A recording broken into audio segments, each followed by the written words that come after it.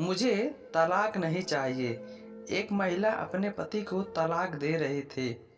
उसके 2 बच्चे थे। महिला के वकील ने सारी तैयारी कर रखी थी, बस पति के साइन बाकी थे।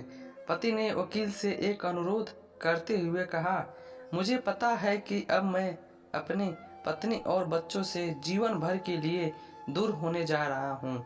मेरी एक गुजारिश है कि मेरी पत्नी से कहो कि मैं अपनी पत्नी और बच्चों के साथ आखिरी कुछ घंटे बिताना चाहता हूँ।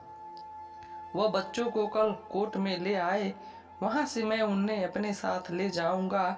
उसके बाद मैं आकर साइन कर दूंगा। सुबह उसकी पत्नी और बच्चे कोर्ट में आ गए। पति ने अपनी पत्नी और बच्चों को कार में बिठाया और उन्हें घुमाने ले गया। बच्चे कभी माँ से लिपट कर प्यार करते तो कभी पापा से लिपट जाते, कभी आइसक्रीम खाने की जिद करते तो कभी पार्क में जाने की जिद करते।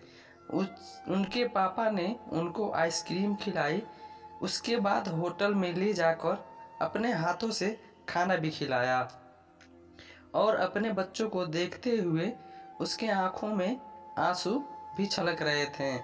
फिर अपने बच्चों को पार्क में ले गया।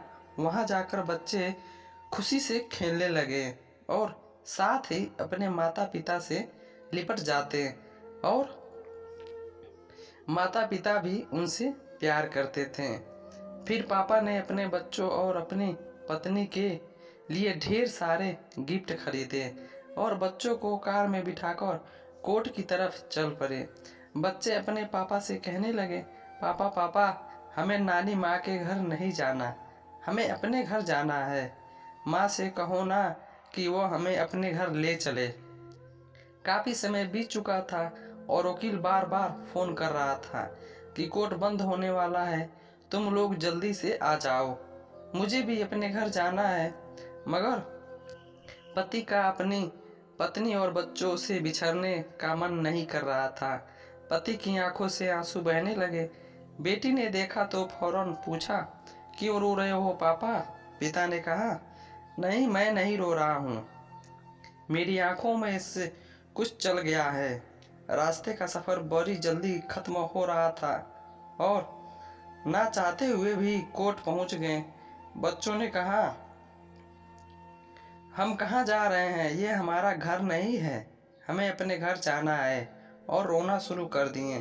पिता ने अपने आंसुओं को रोकते हुए दबी आवाज में कहा, बेटा, अभी चले जाएंगे घर, बस थोड़ा सा यहाँ काम है। कमरे में पहुंचते ही वकील साहब ने कागजों पे हस्ताक्षर करने को कहा, जिस पर पत्नी ने वकील से कहा, मैं अपने पति से तलाक नहीं चाहती, मैं अपना केस वापस लेती हूँ। इसके बाद पत्नी और पति दोनों ने एक दूसरे से माफ़ी मांगी। माफ़ी मांगने से वो दोनों अपनी अपनी जिद की वजह से अपना घर बर्बाद करने चले थे और साथ ही अपने बच्चों की ज़िंदगी भी। अपने अहंकार को थोड़ा अलग करके किसी और की सहायता लेने के बजाय पति पत्नी खुद अपनी समस्याओं को सुलझा लें तो कई गलतफहमियां दूर हो जाएगी और कई रिश्ते टूटने से भी बच जाएंगे। मेरी कामना है कि यह बात लोगों की दिलों तक पहुँचे और वे अपने अनमोल रिश्तों को खोने से बचें। उम्मीद करता हूँ ये छोटी सी कहानी अच्छी लगी हो। चैनल को सब्सक्राइब करें। मालिक हम सबको सही निर्णय लेने की क्षमता प्रदान करें और हमें रिश्ते जोड़े रखने वालों से भी बताए, ना कि रिश्ते तोड़ने वालों से। उम्मीद करता हूँ ये कहानी अच्छी लगी तो चैनल को सब्सक्राइब करें।